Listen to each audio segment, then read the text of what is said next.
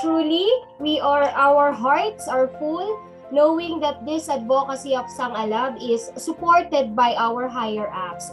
Thank you, Ma'am and Sir, for gracing our activity today. Bago ko rin po ipakilala ang susunod na magsasalita, hayaan niyo pong ibahagi ko ang paghanga at dedikasyon niya sa Scouting. He is an example of a role model for the next generation, empowering youth. Isa siya sa mga punong abala to make this webinar possible. The pride of Sangalab Circle 10, the newly awarded Messenger of Peace Hero to the recently concluded Asia Pacific Regions Award, Messenger of Peace Hero Awardees 2022, may I invite Scouter Jomarie Cabahug, our institutional head, to introduce our guest speaker. Good morning, Sir Jom. Good morning, Ma'am Tin. Para ako na-pressure doon.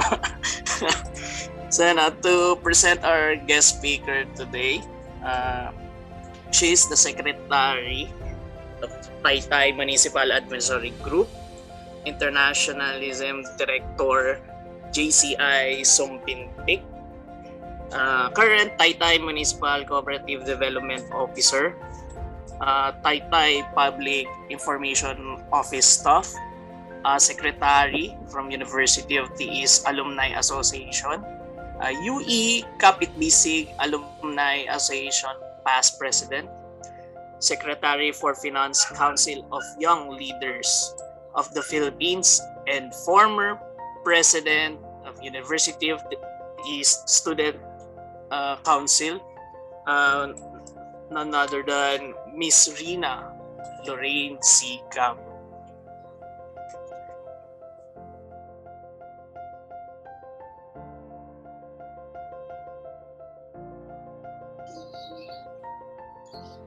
Hello, Miss Rina. Welcome po. Sa ating mga participants, can you give a purple emoji, heart purple emoji para po sa pag-welcome sa ating speaker. Thank you. Good morning, everyone. So, may I request for the host to allow me to share screen for my presentation for this morning.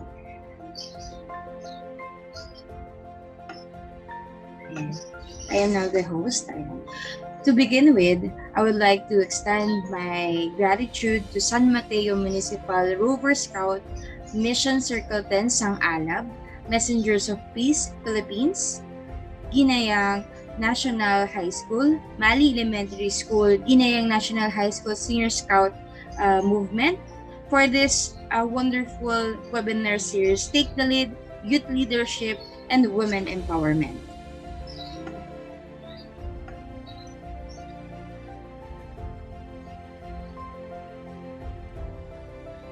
Ayan, nakikita nyo na ba yung ating screen? Yes po, Terry. Alright. So, our topic for today's morning, women empowerment. So, kanina na-mention ni Jomarie na yung aking background. Pero to give a brief background, I graduated from University of the East with BS Accounting Technology. And I am now also taking my training for Cooperative Development Management and current Taytay Municipal Cooperative Development Officer. And I'm also Taytay Public Information Staff and currently Taytay Municipal Advisory Council Secretary. So sa PNP po ito na Advisory Council. And current Internationalism Director from JCI Sumpintik. So second year ko na rin po bilang Director for Internationalism and Secretary for Finance ng Council of Young Leaders of the Philippines, the 2015-2016 University Student Council President, 2014-2015 CBA Student Council Treasurer, 2013-2014 CBA PRO, and syempre nag-start tayo 2012 to 2013 CBA staff. So si Jomarie, fellow alma mater ko yan, Red Warrior din siya. And nung tumakbo ako ng Student Council, isa siya sa kasama ko sa ating leadership.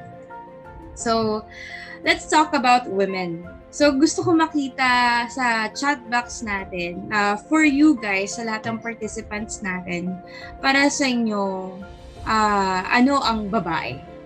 So, magbabasa ako ng mga entries natin. Yan, sabi ni BSC Boyet Francia, katuwang. Totoo yan. Anyone pa? Entries pa? Yung nag-purple heart na sila. Mapagmahal. Babae mapagmahal. Oo. Kaya madalas nasasaktan. Empowered. Yan, totoo yan. Kasi we nurture our children, our community, our circle.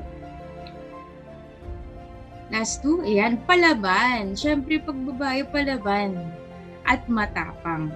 Powerful and strong. Independent, sabi ni Ken Manlupi. Ayan. So, thank you so much sa lahat na nag-participate. So, okay. Admit ko lang yung pumapasok pa. Alright. So, we have this 17 Sustainable Development Goals. So, today, 2022, 2030 goals pa ito. So, we only have 8 years para maggawa na natin in reality itong 17 goals. So, when it comes to women empowerment, sa tingin nyo, among these sustainable development goals, alin dito yung directly relatable or directly impact dun sa ating goal? So, ilagay nyo sa chat box ang ating sagot. Among the 17 sustainable goals, ano sa tingin nyo yung directly related sa ating topic for this morning?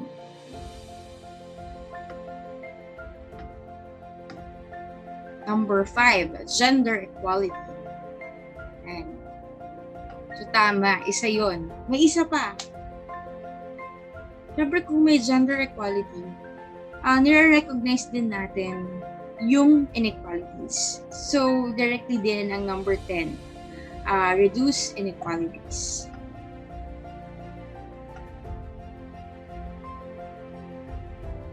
So, tandaan nyo tong 17 SDG na ito dahil mamaya babalikan din natin siya. So, kanina minention ni ma'am na madaming nakipaglaban. Our forefathers fought for our right bilang babae, bilang kasama, bilang katuwang ng ating bayan. So, 1937 Philippine Women's Suffrage Plebiscite. So, ano nangyari dito? Pinaglaban natin ng mga kababaihan ang karapatang makaboto. So, kinuha ko to sa Inquirer, celebrating the 83 years of women's suffrage in the Philippines. So, this article was published last April 30, 2022. So, 2 years na, magto 2 years na ang lumipas. So, this coming April, mag-85 years na ang right of women's for suffrage. So, ayan, Manila, Philippines, on April 30, 1937, or exactly 83 years back from this day, an overwhelming majority of 447,725,000 Filipino women voted in a plebiscite in favor of their right to vote in a political election. Since the first national election in 1907 from the Philippine Assembly until the adoption of the 1935 Constitution, only men were allowed to vote in the country. So, yun yung void part or sad part ng history ng kababaihan na dumaan yung panahon ng patriarchal and na-set aside yung karapatang pang babae. So, we can, kumbaga, naiintindihan natin saan nanggaling yung claimer ng mga kababaihan na to fight for this right because we are equally created.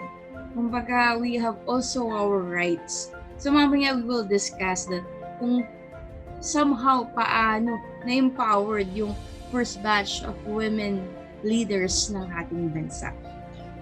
So last 2016 national elections, PCW statement on the 79th anniversary of women's suffrage in the Philippines. So 2016 ito practice women's vote. The 79th anniversary of women's suffrage in the country today comes very timely as the 2016 national election is fast approaching. As we cast our votes, let us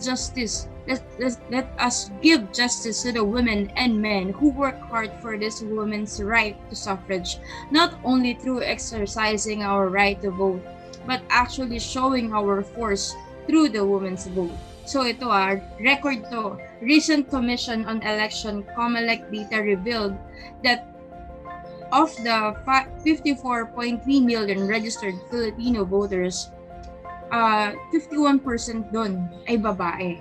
This data highlights the vital role of women in the election, thus proving that women's voices should never be ignored. So imagine if nung 1937, nanahimik lang yung mga kababaihan, in-embrace lang nila yung culture na we are enjoying less than justice sa bansa natin. Do we think by 2016, ma-attain natin tong 51%? No.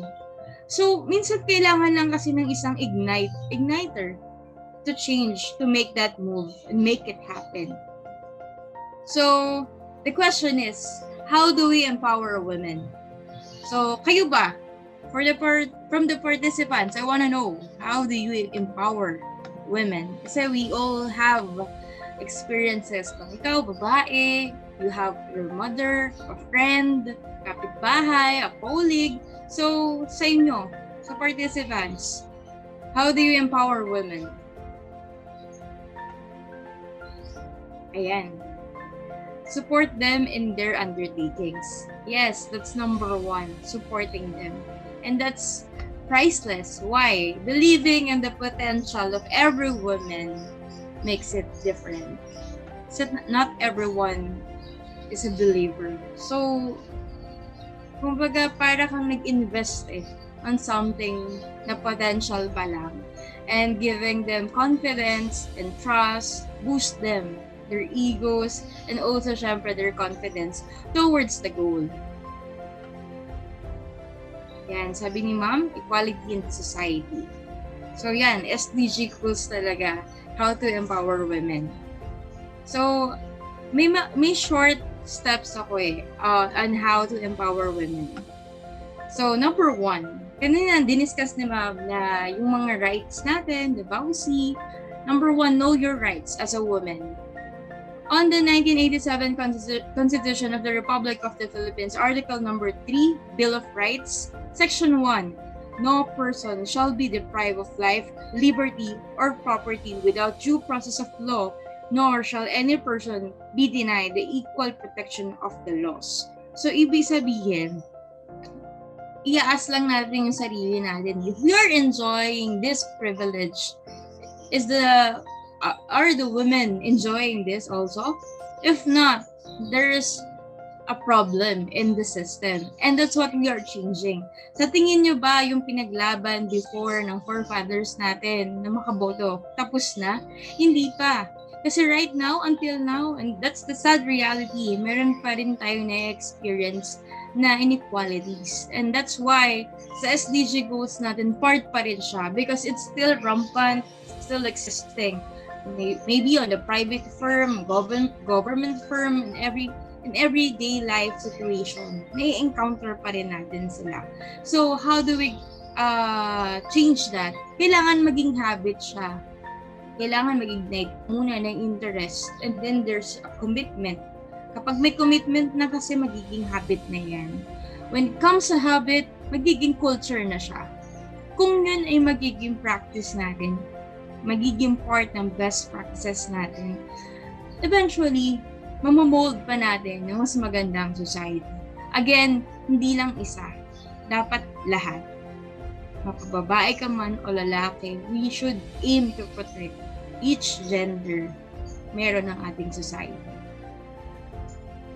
Ito, yung sinabi ni Ma'am kanina, RA 9262, an act defining violence against women and their children, providing for protective measures for victims, prescribing penalties therefore and for other purposes. So, kanina sa background natin na-mention na I am part of the Taytay Municipal Advisory Group, and this advisory group was established in support of the Philippine National Police. Kasi meron din silang Patrol Plan 2030 and ambition ni Duterte. So, part nito na magkaroon talaga ng empowered community. And therefore, sa community, may mga nanay, may mga nag-nurture. So, with this law, napoprotektahan natin yung mga pangunahing nag-nurture ng ating society. Imagine if all mothers, if all women are empowered, di ba? Ang ganda kumilos kasi lahat kasama. So, itong experiences natin na to, may pumapasok ulit, admit lang natin. So, kumbaga, we're giving them a chance, a piece of justice eh. Pero again, these are laws. Why not practice it? Kailangan pa ba may batas para lang ma-practice natin yung karapatan ng kababaihan, maging safe, away from the violence and abuses? Di ba obligasyon natin yun bilang kapatid, bilang kasama, bilang mamamayan? Respetuhin ang boundaries ng bawat isa. But again, going back to histories, nangyari kasi yun. That's why there's a need to have a law. And again, baliwala tong batas na to if we are not practicing it, making an interest, commitment, habit into culture. So, always keep that in mind. Siguro kung may notebook kayo or pen, isulat nyo yun. In all aspects, kailangan you have to make an interest first. Then you'll make commitment. Make it a habit. Make it part of the culture. That's the change that we want to have. Consistency and commitment.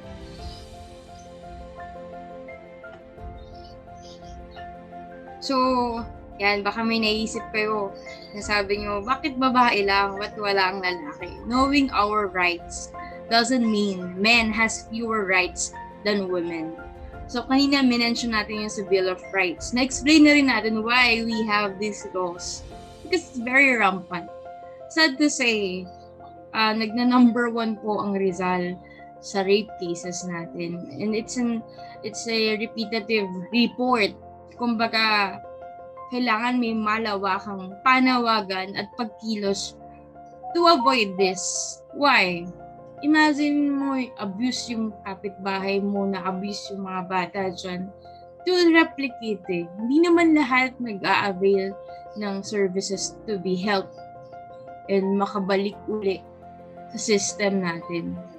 Remember, our confidence, sobrang hirap niya i-build up.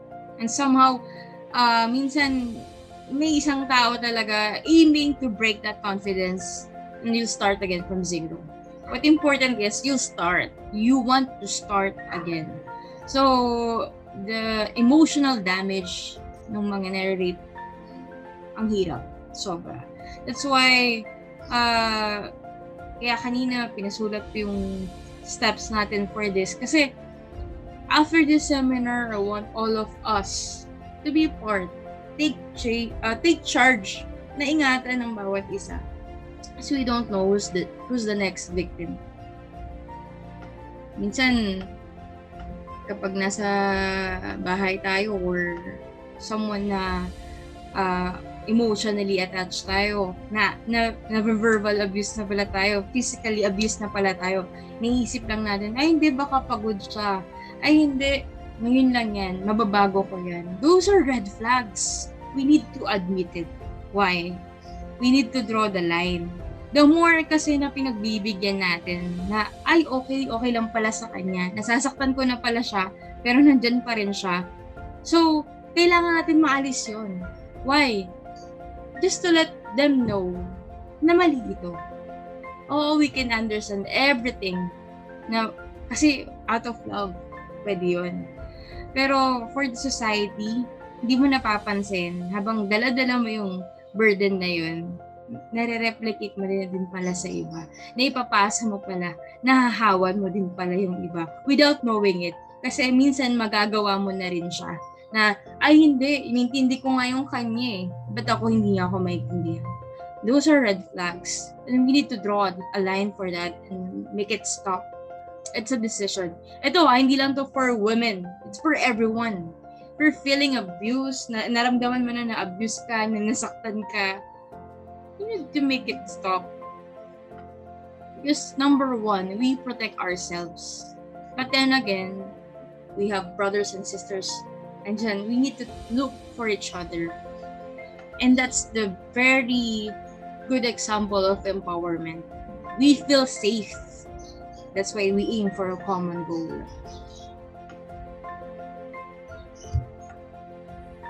Number 2, create your network. So on this photo, last March 1, nagkaroon po tayo ng kick-off dito sa Municipality of Taytay through the Gender and Development Office, Ma'am Gian, and yung Local Council of Women, yung ating may bahay ng ating mayor sa Taytay, Mayor Jordic, si Ma'am Joan Gacola. So, this is the network, mga kababaihan. Lahat yan, isang nanay, isang ate, isang kaibigan. So, minsan kailangan mo lang din mahanap yung mga taong with common goal. You need to talk about your ideas, your plans, and especially the problems. Why? Hindi naman tayo gagawa ng program, ng proyekto ng walang sinasagot na problema. We make solutions Hindi tayo gumagawa ng isang program because, okay, maganda to, gawin na lang natin. No, we should answer a cause. Kasi minsan, nagpapa-event ng ganito, kasi maganda pakinggan, for compliance pala. No, remember, we are doing this for a purpose. We need to create something na madadala ng next generation. So, number 2, create your network. So, organisadong boses ng kababaihan. So, ito si Mayora Joan Gacola kasama ang mga asosasyon, mga kababaihan dito sa bayan ng Taytay. They're talking about issues, yung mga karapatan ng babae. Ano yung mga pwedeng ma-avail ng mga nanay sa ating services sa municipal health, sa MSWD, in order to create a good community. Why? Bakit? Usually ba, sino ba ang naiiwan sa bahay? Di ba ang nanay? Sino ba ang nagtuturo sa mga anak? Di ba ang nanay? O di ba, nung nagkaroon ng online school, sino ang gumagawa ng module? Di ba ang mga nanay? So, ang mga nanay ay isang malaking pundasyon sa pamilya at malaking pundasyon sa komunidad. We are creating a domino effect. We start from the household, and the community, and sa bayan, hanggang maging ma-replicate siya sa buong bansa. It's hard. Hindi naman kasi lahat ng nanay 100% nagpapakamagulang. Merong hindi, may downside, may mga ibang inaatupag, may mga napapabayaan ng anak. Pero let's focus ngayon sa good part. Yung role ng mga magulang, ng tatay at ng nanay. So, di ba, nabuhay tayo sa society na ang mga babae, ang gawaing bahay lang yan, ang mga lalaki, nagtatrabaho. So, siguro I want to shed some light on that stereotyping kasi baka mamaya na-degrade naman natin ng mga kalalakihan. Hindi. The usual setup kasi, nagluluto ang nanay, the order sa bahay, sila nagkapanatiling maayos ang bahay dahil ang tatay nagtatrabaho, he's providing. Kunyari, may sira ang bahay, si tatay ang gagawa. So, yan yung ideal setup. May role ang lalaki sa society. May role din ang babae sa society. So, nung first generation the few, yung matagal na, yung patriarchal pa talaga. Oo, degrade ang babae. Tipong pine-prepare ang babae bilang regalo, pine-prepare ang babae bilang pambayad utang. Yun, hindi na. Hindi na dapat yun. Dahil ang mga babae, naumpisahan na yung change na yun. Yung makaboto tayo, yung makapili tayo ng leader ng bansa natin, ay napakalaking bagay. Ito ay ating duty. Responsibilidad natin yun sa bayan. Kumbaga, finally, on that year, way back there, naipaglaban natin siya. And ngayon, i-preserve natin yun by creating more impact sa society natin. So, maging mabuting magulang tayo. And magiging magulang din yung iba, maging mabuting tao tayo sa society natin. So, it's just a matter of being human. Kasi sinasabi nila, human, marupok daw, prone sa kasalanan, prone sa pagkakamali. Given yun. But we have a choice. Choice to be good, a choice to be a good example. Sana if there's a chance na maging mabuti tayo, kahit sobrang sama ng tao sa atin, let's choose to help them and be a bigger person. Why? Kasi baka back there naka-experience siya ng abuse, baka naka-experience siya ng sobrang sakit. And that's why yun lang yung naipapasa niya. What if ikaw mismo ang magpasa ng kabutihan sa kanya? Ikaw ang manghawa. Di ba? Di ba mas maganda?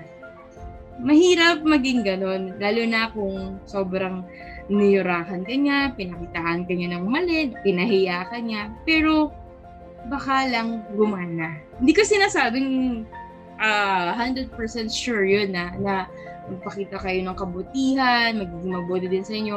Hindi. Ipakita lang natin at this point na pwede kang magdesisyon para maging mabuti. Piliin natin yun. Mahirap, pero alam mo yun, mas maluwag sa puso natin kapag pinipili nating mapabuti din. Kasi at the end of the day, we are gearing for one common goal, to have a great, inclusive, participative society. So, kasama yun. So, number 3, know your passion. So, sa atin, may mga iba't ibang interest tayo. May mga magaling mag-marketing, may magaling magbasa ng batas, may magaling mag-ayos ng buhok, may magaling sa kulay, may magaling mag-ayos ng mga libro, may mga magaling mag-alaga ng pets. So, minsan kailangan mo muna hanapin yung interest mo. Di ba for yun? Interest, habit, culture, interest, commitment, habit, and culture. 4. So, from the passion, dun papasok yung interest mo. Ano ba yung gusto mo lagi gawin? Ako, I started na mahilig ako magtinda. Nakapag-start na ako magtinda ng halo-halo, start na ako magtinda ng merchandise. Ngayon, may coffee shop ako. Kumbaga, it all started from the interest. And that's our passion. And then, pag alam mo na yung passion mo, turn your passion into purpose. So, after student council kasi, naghanap talaga ako ng output. After that, what's next? Titigilan ko na ba yung leadership kineme ko or I'll pursue more? Alam mo, minsan, you just need to ask yourself kung ano yung gusto mo. The next day, papakita niya sa'yo, ni Lord sa'yo na, ito pala yung passion mo. Ito yung purpose mo in life. So, i-push through mo yan. So, on these photos, ayan, katimunan ng kabataan ng Barangay Dolores. I was invited to be their speaker. And Barangay San Isidro, dito sa Taytayan, we had our youth empowerment and voters education. Ito naman, sa San Juan naman yan. Youth empowerment din kami and voters education. Then, Santa Ana. Ito naman sa CEU. I was also invited for their Leadership Congress last 2021. So, kumbaga, it never stopped me from after college. In 2015, 2016, very challenging yun. Why? Kasi that's the peak of my leadership road. Kumbaga, after that, what's next? Ikaw na pala ang mag-iisip. Ikaw na pala maghahanap. Ibabalik ka pa rin pala dun sa bagay na gusto mo. It's your passion. Make it a purpose. So, nung 2020, meron kaming online meeting, parang kumustahan lang with Council of Young Leaders of the Philippines.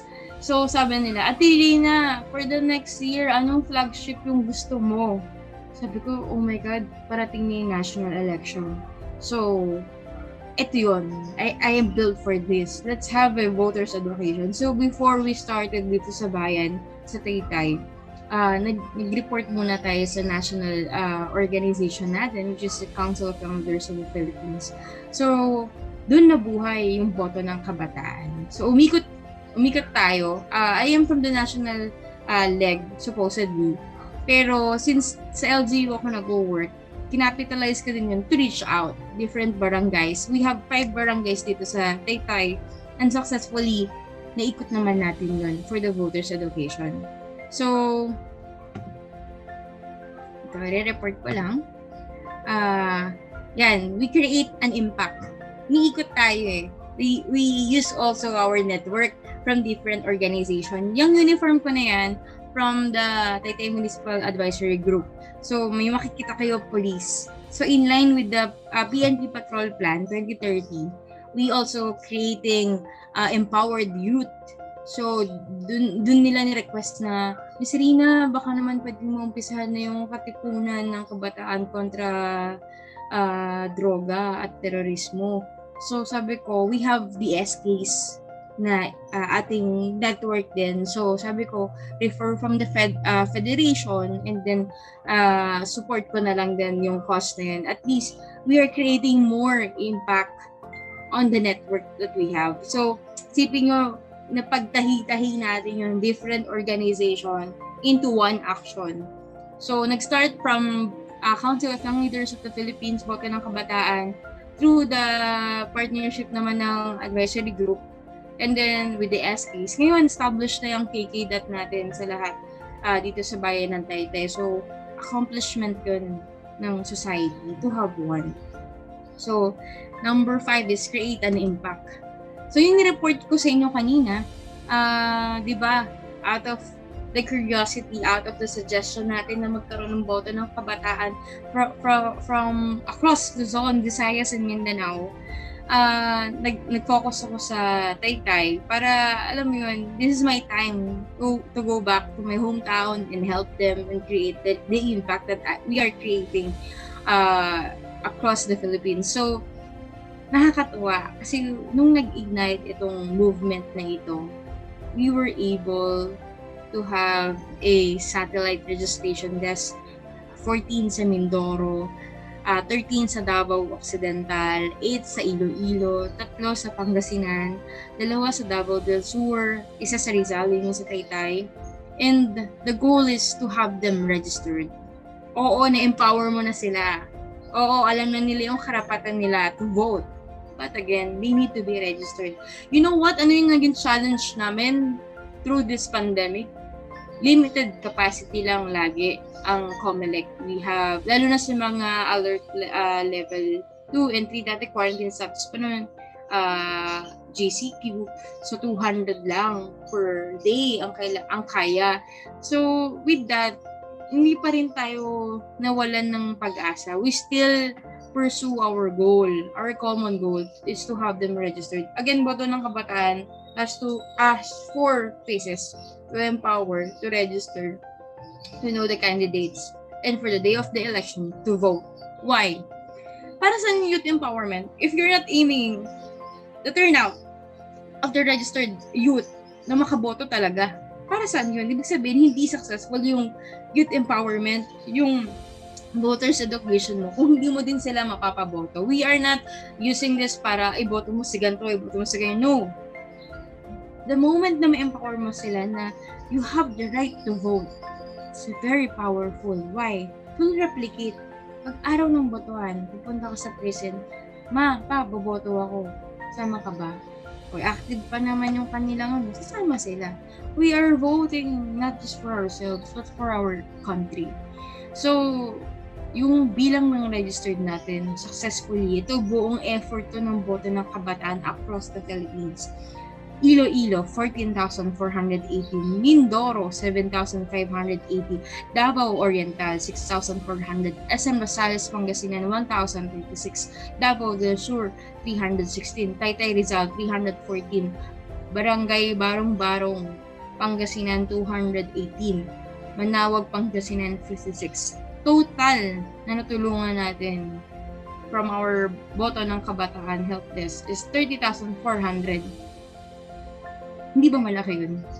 Hindi ba impact yun? Yan yung proud moment natin na we create a network of change, a network of movement across the country. Dinidiin natin, karapatan natin ang bumoto. Our forefathers fought for that right. Nakaboto din ang mga babae. So, until now, there's still a fight, not just for women, but for the society to have equal rights. So, akala namin magiging imposible.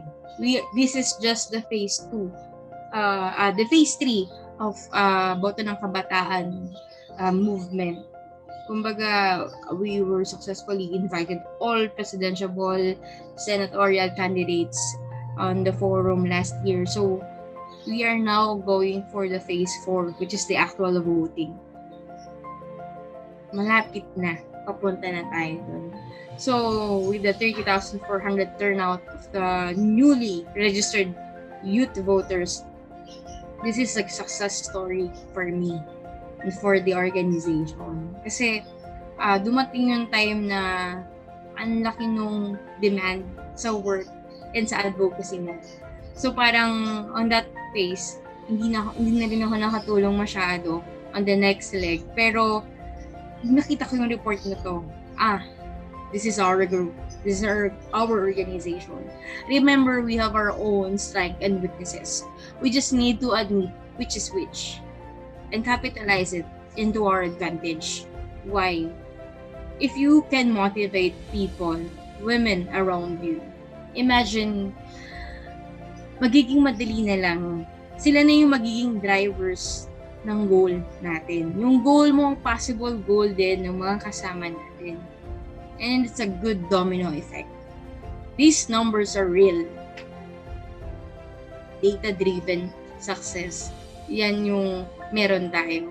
Kaya wag niyong babaliwain. Kunyari, kung may ginagawa kayong small change, kung may ginagawa kayong small project, it still create impact. Diba sa number 5, create impact. Hindi ka naman pwede gumawa ng program na gusto mo lang for compliance. You need to leave a mark. We will build our own empire in this society. Yung 17 Sustainable Development Goals natin, kailangan ma-attain natin yun. Hindi yan by one organization. Every day, it's a challenge to make it happen. And we will see kung ma-attain natin siya. Number 6, inspire more women. Why? Hindi kasi pwedeng, usually ito nagiging problema natin with fellow women. Nai-intimidate tayo sa bawat isa. Oh my God, sobrang ganda niya. Ang galing niya magsalita. Ay, naku, nakakainis naman yan. Bida-bida, siya lang lagi. No, we need to stop that. We need to inspire more women to be like us. More empowered women in the society. Why? If we were able to know our rights, if we were able to create an impact, if we were able to know our passion and turn it into purpose, we are making an impact to the society in the sector of women. We need to encourage more to make this network and make this goal happen. Why? As long as may gantong remembrance sa atin na up until now, hindi pa rin equal ang tingin sa atin ng society, dun tayo lumalaban. And yun yung dapat natin maging benchmark na still a sign na until now, dami pa tayong ilalaban for this community na hindi na nila titignan na mababa ang babae, hindi nila paglalaruan ang damdamin natin, hindi nila titignan na baliwala tayo. We're created equally. And that's why all of these rights, privilege natin should have distributed equally here. So we need to inspire more women. And lastly, share your story. So this photo, that's me and my daughter. I am a mother, a youth leader, an entrepreneur, and a public servant. So, nung tumakbo ako na student council president, kasi nung nasa CBA ako, wala namang nag-ungkat ng past. Wala namang nag-mudslinging sa akin during sa CBA. But nung tumakbo na ako on a higher position, the night before the student council election, I received a text message na disgrasyadang babae ka, bakit ka tumatakbo for a higher office? Sarili mo nga, hindi mo maayos. Imagine, I was able to pull it everything nung nasa CBA student council. But when you are aiming for a higher office, biglang may nagparamdam ng ganun na you are less than.